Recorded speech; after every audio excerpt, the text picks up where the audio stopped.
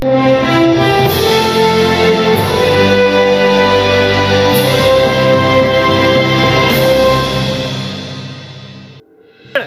कयो कदीमी गोठन के किरण बंद कयो कदीमी गोठन के किरण बंद कयो दहशतगर्दी बंद कयो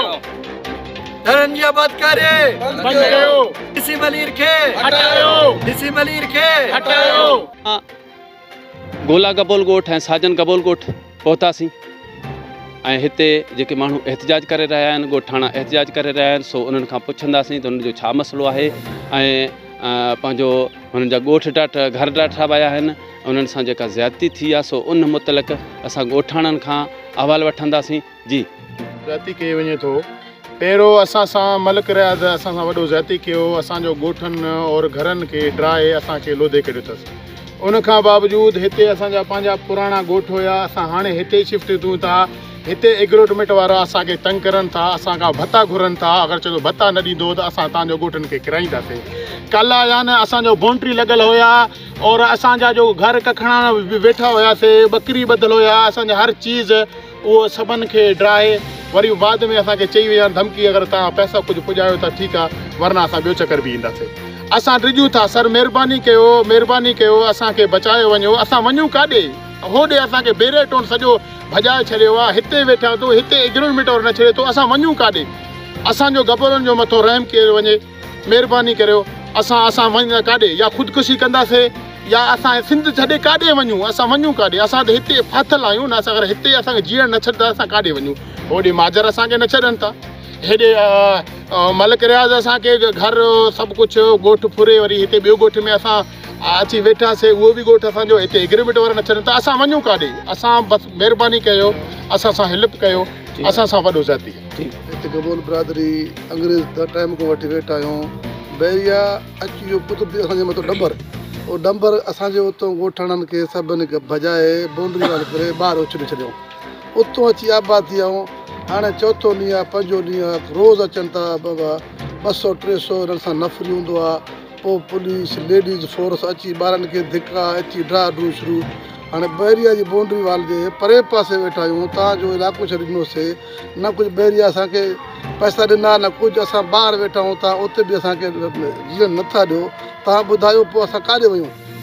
हिकु त असांजे इलाइक़े में असांजा माना सर्वे ज़मीन असांजा हिते अबा ॾाॾा सभु हिते दफ़न आहिनि उन खां बावजूदि बि अंदरि बि फुरियो थो ॿाहिरि बि जीअं नथा ॾियो त पोइ सभु गबोलनि गॾु के असांखे ॿाहिरि ॾे साड़े छॾियो असां त माना अहिड़ी यहूदी नसल आहियूं तव्हां असांजो घरनि खे मिसमार कयो था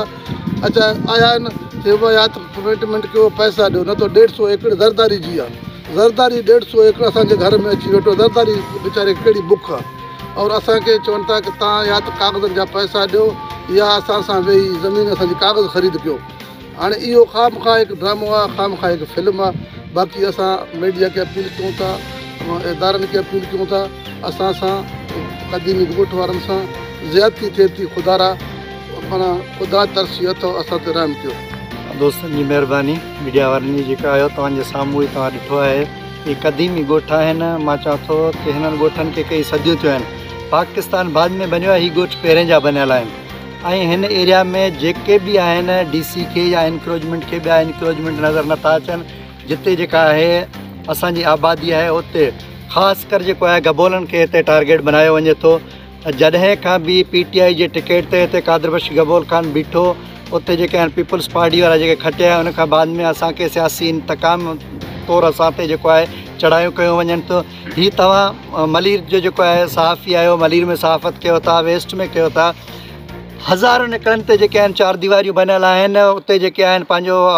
फार्म हाउस बनियल आहिनि जेके गैर क़ानूनी उहे इंक्रोचमेंट हिनखे नज़र नथा अचनि असांजा जेके क़दीमी घर आहिनि क़दीमी असांजा ॻोठ जेके आहिनि हीअ ॻोठ तव्हां ॾिठो आहे वधीक तव्हांजे मीडिया जे जेको आहे नज़र मां निकिरंदो त हिननि ॻोठनि खे मिसमार कयो वञे थो असां सख़्तु लफ़्ज़नि में हिन में मज़मत कयूं था ॻोठणा असां गॾु बीठा आहिनि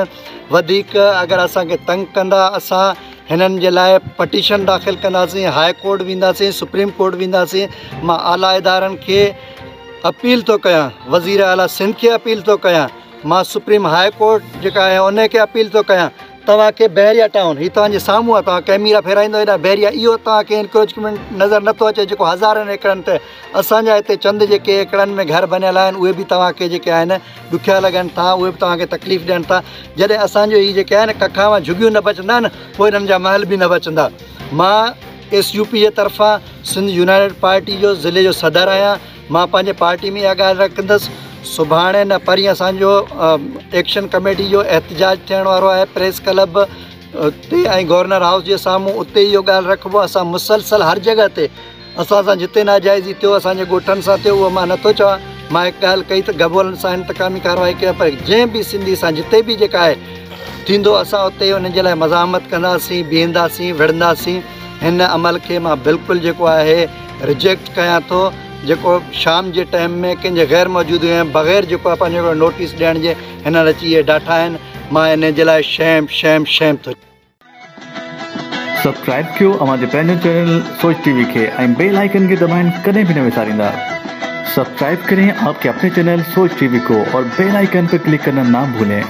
Don't forget to subscribe our channel Soch TV and press the bell icon.